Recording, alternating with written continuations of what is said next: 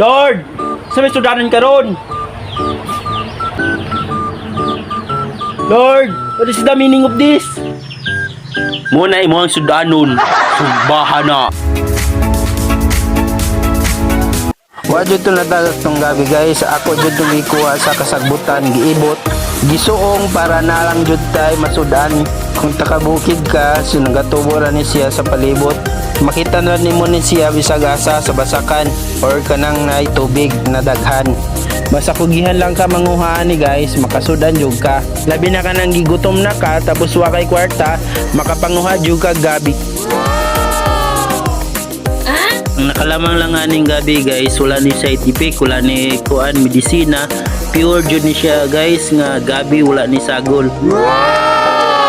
Today ning ginluan ning gabi guys kay para sa pagkaon nato dili ta makatlan. Lisod na basin manghubag atong baba. Okay. Nganday na to ni siya guys, so samtang nagpaabot ta mga musiga, so gisayaw-sayawan sa atong sumo wrestler. So kita pod guys, nagtadtad po ta ani para maandam na ang atong lamat. Dugay pa jud ni siga ang atong gihaling guys, kay ato ang dancer nga sumo wrestler wala man ni hataw.